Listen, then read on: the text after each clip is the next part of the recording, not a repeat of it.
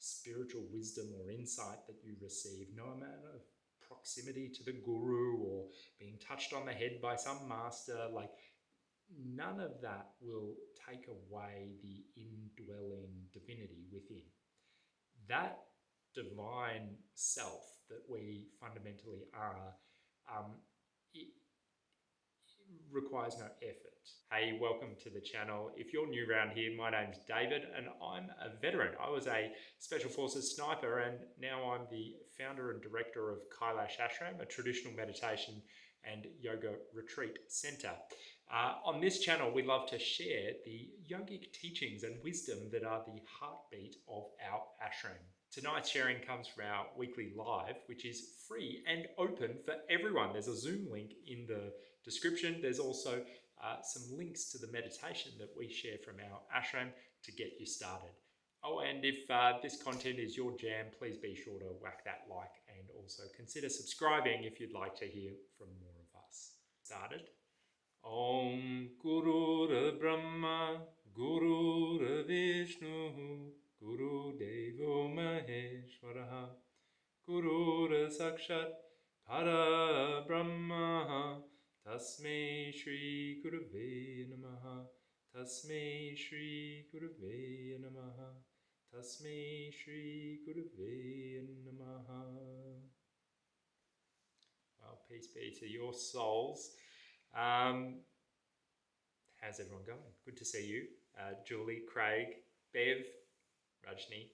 We've got a nice intimate little group. I'm sure we'll pick up a few later, or potentially now people are aware that we're posting back on YouTube. So nevertheless, there is the one of us present, whether or not there are 5 bodies, 10 bodies, 1 million bodies, there is one consciousness that's present. And this is why Rajni and I continue to do these sessions and why we're going to go forward with them in whatever way, shape or form. That one consciousness, that universal essence is, that's the soul within. And by having a conscious effort to speak and be present with that universal consciousness, we've noticed over the years that some interesting stuff has happened. So let's see what interesting stuff surfaces this evening. Jane and Tracy and Linda as well, and Khan, great to see you as well. So just a little bit of housekeeping before we crack into things. Rajni has reminded me to remind everybody that we are doing morning meditations, 6:30 Melbourne time from the yurt. It's getting cold, it's still dark at that time, but it's a really nice way to start the day. It certainly helps us be on the right foot to have that collective practice in the morning. So join in if that's of interest. Also, we have the 4 Yogas retreat, plenty of space for last minute additions to 4 Yogas over Easter. A couple of rooms left, we can squeeze people into glamping tents too. So 17th to the 21st of April.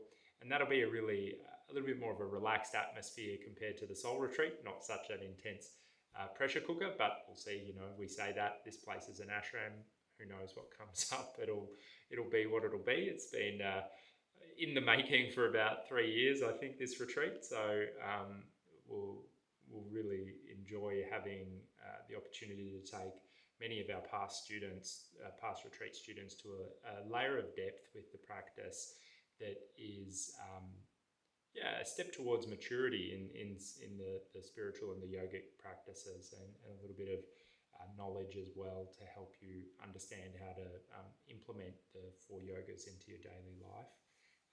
We're going back to doing a couple of soul retreats in May and June, so that may be of interest to anyone who wants to come back and volunteer. We do have a few previous students coming on to the retreat as a student again, getting a second round at it, so that's perfectly acceptable to do that.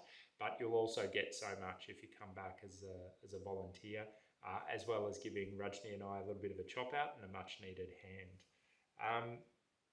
So where to speak to tonight? Well, some of you may have read the article that I wrote on the emails this week, sort of examining the difference or the place that effort and surrender have on the path of yoga. And I feel it's a really important topic. It's something that surfaced in my own sadhana. So I was meant to be away on a very big trip, and then the fires brought me back quite early.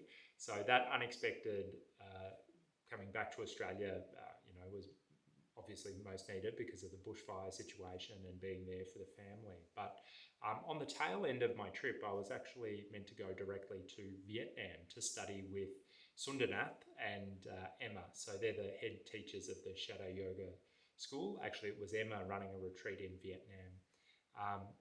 And so after a month, an unexpected month in Australia, I decided to go and participate in that retreat. What is it that sort of calls me to go and study with my own gurus and teachers? Well, firstly, it's an inner feeling. It's not something that is prescriptive, like I will go and do, every single thing that they offer. I have definitely slipped into that mode before, where I've thought more is better. What I have been doing in the last few years is practicing what's been given, and taking that in and under their direction, making it my own. So sadhana is a gift. Dana is a gift. It's something that you offer. So sadhana as a spiritual practice, I've spoken at length before about how practice isn't really the right word for it, but your sadhana is a gift. It's something that's given to you. What you do with that gift is your own business. Some people tuck the Himalayan meditation into their back pocket and pull it out in a crisis. Other people, show up and it's their daily bread and butter and it helps them connect to their soul. Other people, God knows what they do with it, throw it in the bag with all the other new age trinkets and, the oracle cards and crystals. Who knows what it is? It's not really our responsibility. Once we've made that offering, the individual is free to do with it what they want. So the process of integrating after a retreat, taking a practice in, requires you to work it. You take that. There might be 100 things. If we say maybe there's 1,000 things on the soul retreat, but let's pretend that there's 100 things that's given to you on any one period of instruction. Even on a chat like this, you might pick up, there might be 100 different ideas thrown down, but what are the 1, 2, 3, 5, 10 ideas that are actually applicable to where you are tonight and where you're at? And when you're on a retreat or you're learning with a teacher or a guide, and they're teaching in an environment where there's it's 1 to many in the soul retreat, for many it's 1 to 10 or 15 people. Certain aspects are there for you and certain aspects are there for other people. It really does push us to follow our intuition, and this is where the over-reliance on things like videos and external training aids can actually rob us of that opportunity to kind of make it ours. You end up always perpetually copying the teacher rather than making it be what it has to be, commensurate with your body's at, with where your restrictions are, where your openings are, where the energy wants to manifest and flow out of you. So I go through that process as well. I get given, and I'm in the classes with the Shadow Yoga School of many of the senior and advanced students and teachers, so people that have been studying in that school sometimes for 30 years. And so I'm still a bit of a newcomer, a little bit of a young whippersnapper in that environment. And there's a lot of people with very good physical availability. I've got a pretty stiff body, relatively speaking, in that sort of environment. And so a lot is given. Not everything I can take home and work because my body doesn't have the openness yet. This is where asking questions in those environments and making sure that you're set up with what it is that you need to work and going forward with that on a daily, weekly basis is absolutely vital. So when you engage in your own practice, it's a bit of a grind, right? Whether that's just a seated meditation, whether it's the warm-ups, a few squats, a forward fold and then a sit for meditation, it takes effort. Well, what do we mean by effort? Well, I looked up the etymology, and it means really, or the definition and the etymology escapes me, but it's, it's forte is strong in Latin, and ex is the precursor. So it's an application of effort, or it's an application of strength.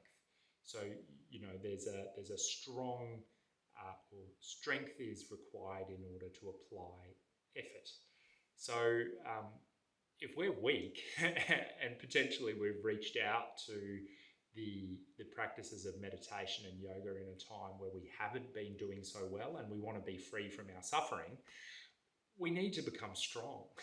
Strong in spirit, strong in mind, strong in heart, strong in body. I heard today, a really interesting kind of throwaway line from some people that I respect quite a lot, and they were saying biology or psychology is biology. Your mind and brain as a physical organism are so deeply interwoven. This is just commonly accepted inside of the yogic tradition. I think the Western psychological tradition is slowly coming around to realizing that neurological impairment or poor diet and nutrition or damage to the brain or to the body results in imbalanced emotions, endocrine dysfunction, all manner of sort of things that manifest our suffering. So, from the yoga, we say, well, we're a unified thing, like everything is the soul, and the soul forms this body, but its true nature was light, its true nature was soul. And so there is a rhyme and there is a reason to how this body has taken shape and how it and how the energy flows and manifests. So if we want to apply effort, or when we first get off from a period of instruction, even tonight, there might be an idea that resonates and you go, okay, well, like the next 30 minutes after the session, if you don't make the effort, i.e. create a condition where your strength is manifest to bring into mind that one point, chances are by tomorrow morning you won't remember it. And so we're put into this mode of activity when we're receiving instruction.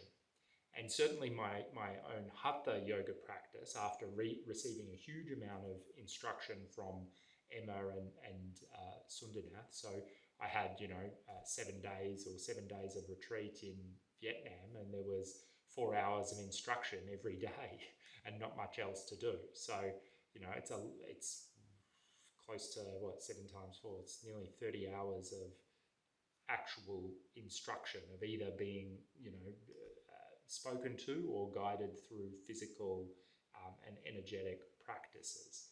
So that's a lot to digest, and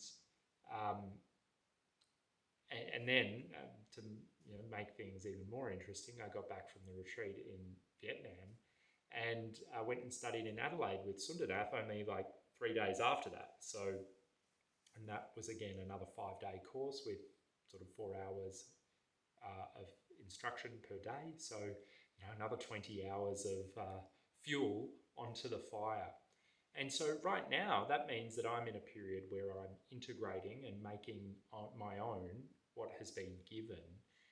And that means, tempering the expectation to be able to sit in the shapes that the person next to me or Sundernath himself is sitting in, and to work with my own being and my own body, and to allow the shapes to arise from within, not as an imposition from outside. And so if the mind is focused or fixated upon resources and the idea of what somebody else has taught you, rather than using that as a framework for you to manifest your own being, you can end up becoming a little bit of a copycat. And, they do say imitation's the highest form of flattery. But with our own yogic sadhana, we don't really want to become someone else. We want to allow ourselves to manifest fully our own being. Now, all of us are unique in that we have a gift of a body and a mind that we're here to manifest on this earth. There's only one way to call that into being. It's to proceed with the activity of life, to take the blows and pick ourselves up and continue marching. And we get shaped by both the external situations and how we respond to it. You know, life is a dynamic phenomena. It's not a fixed thing where, you know, we just are molded by the experiences of life. We have agency, choice, and the perception of free will. So, or at least in a limited domain, free will. And so when we apply and exert that free will, we either create conditions for heaven around us or potentially conditions of hell. So it's a very critical phase that I'm in right now. And, you know, for many of you who are now many months or potentially years beyond beyond a retreat or an in-person place of instruction, you may begin to notice that within there is an appetite building. And that's what, and if you haven't noticed that, that's what I pay attention to. And when I'm hungry, that's when I go looking for more from my teachers. I don't go looking to other people. Not because there aren't awesome other people out there. There are amazing people in every single corner of this planet, and there's so much knowledge and information and stuff out there that you can do. But at some stage, I made the decision for me that, look, I really like my teachers. I have a lot of love and respect for the Shadow Yoga School, for Sundarananda Nema. You know, my relationship with Swamiji, without a doubt, that is, you know, one of the key relationships in my life. And so I then go and receive more. And so when I take myself to that place of instruction, I'm going with, not with expectations that they're going to solve or fix something, but I'm going with a hunger to progress my sadhana. Now, this hunger and this desire to progress the sadhana seems really noble, right? You know, like I'm making progress. Who wouldn't want to sit in a more complex asana? Who wouldn't want to have a more still mind? Or who wouldn't want to have more spiritual wisdom to illuminate them, you know, when they're in their sorrow or the pit of despair? You know, all of this stuff sounds great, right? And here we enter into the actual problem with effort and progress and trying to proceed upon the path of yoga. When we attain that next thing that we've been looking for, we will take it back home, make it ours, integrate it, and then we will get hungry again and we need to be fed. And so we find ourselves externally constantly going back for more.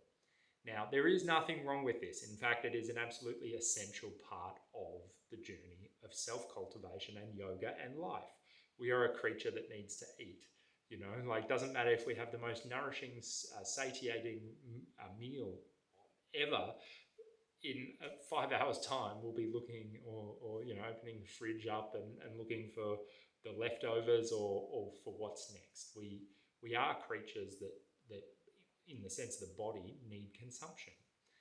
Most people are mental creatures that need mental stimulation in some way or another. You know, even hardened prisoners avoid solitary confinement because it's that painful for them, you know, to be left alone with one's own thoughts. So, you know, we seek out different stimulation to keep us doing what?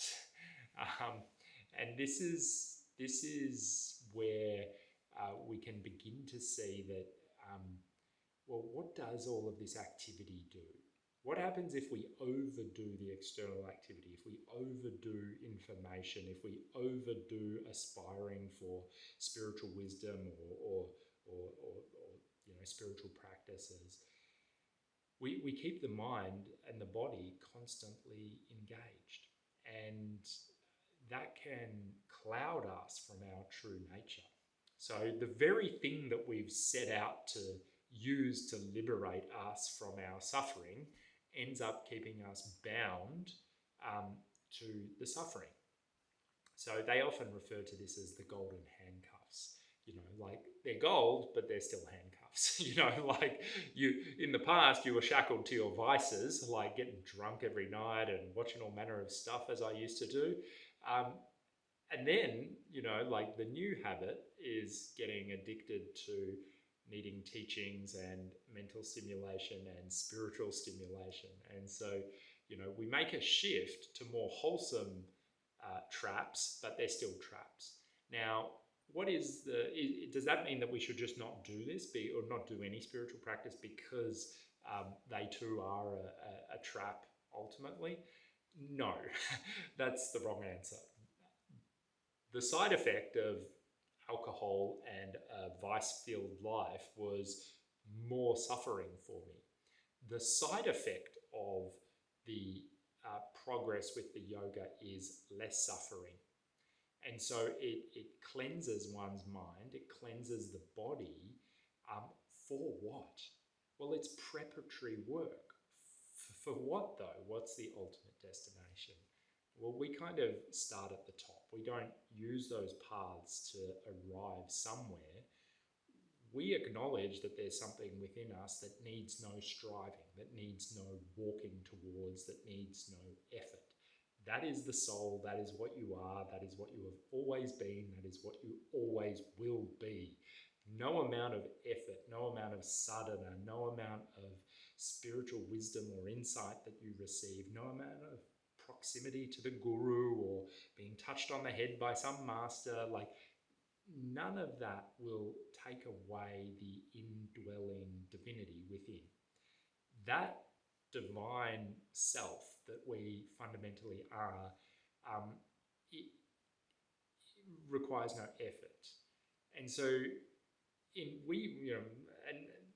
and when we rest in that place, well, that's a sense of nourishment. That is actually the finish line of the spiritual journey, is to just simply be and abide with that luminosity, with the self-luminosity. And if you can do that with no method, just by maybe once a week, or like if you once a week you jump in and someone goes, hey, you're a soul, remember that thing within, and it brings you something, or you read an email, or you pray to the sun and then the sun somehow illumines it, or you do your meditation and spontaneously through the day that feeling arises, please don't diminish the significance of that connection, because that is what thousands, if not millions of other people are aspiring for through their efforts. And if you've got that by grace, and this is the path of grace, if that grace is coming to you and touching you from time to time, take it as a win. Like, don't kid yourself that the realizations that will come at the end of a long, arduous spiritual journey are going to be more profound than those little moments of connectivity to your soul or to God or to the mystery beyond you. I'm speaking from personal experience. I go and study with some of the, not some of, for me, the most advanced Hatha Yoga master alive today. And, there's many cool things that he can do. I won't call them party tricks, but there are some party tricks that he can do, and there's different sadhanas and different practices in that tradition that I watch myself wanting to be able to do. And when I notice those desires of wanting to do those things, I'm not fixated upon who and what I am in my true nature in this moment. And even somebody who might be a Christian and looks towards the sacredness of Jesus, and it's all external vision towards to the guru or the figure of devotion. The catch of those paths are that we don't often make space to acknowledge the indweller, the Jivatman, the soul within us, which has got the unique capacity to be our own guru, to be our own guide. So if I were to say that we needed both, what would be the domains that we need effort for? Do we need effort to realize ourselves as a soul? You know, does the sun need to try to be the sun? Or is it just the sun? It's just an intrinsic property of what it is. Well, an intrinsic property of what you are is consciousness, is soul.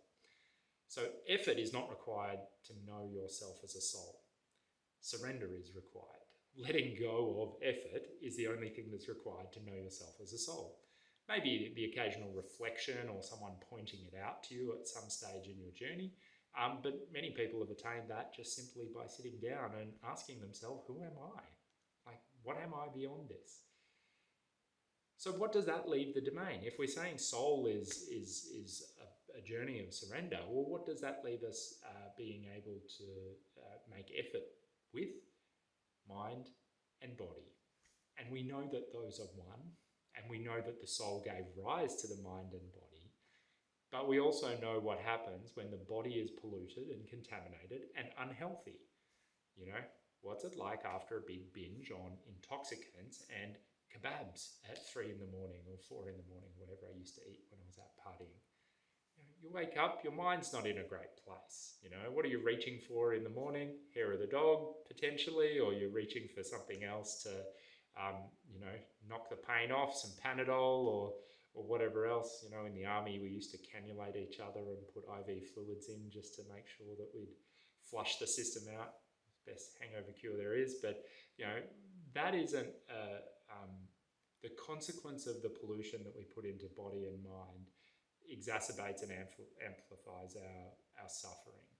And so what sort of connection are we going to have to our soul with polluted body and mind? Probably a pretty diminished one. So the effort that we can apply on the path of yoga are practices to cultivate mind and body system. Ultimate realization is a matter of grace. It's a matter of surrender, and it's a matter of spontaneous arising from within. How do we create the conditions to sort of entice that arising of soulfulness within us? We sit down for meditation, and that's what we're going to do. So I'm going to say thank you very much to everyone this evening. Great to see some other names drop in. I'll acknowledge everyone. We've got Julie, Amanda. Great to see you again. Slajana, Lucy, Khan, Jane, Linda, Tracy, Craig, Bev. And I'm not going to, swipe around in case that kills things off. But I say, Jayat Meshwa, I really enjoyed to have you in the session. Trust that it's brought you something. Please take one idea from what I shared here and sit with that and meditate upon it for the week. Or if you wish, read the email that I shot out on Monday and connect to that sense that yes, your efforts have got a place, but surrender is the master key that will really bring alive the soul. So we're going to sit for that Himalayan meditation right now. I will thank you for joining tonight's sharing. I trust that there was at least one little nugget of gold in there for you. If there wasn't, please forgive me. Don't know what you're doing, still watching at the end. If you want to keep going on your search for the big gold nugget, you might want to look at our playlist here to link you in with some of our other weekly sharings. Jayat Meshwa, see you next week. Much love. Bye.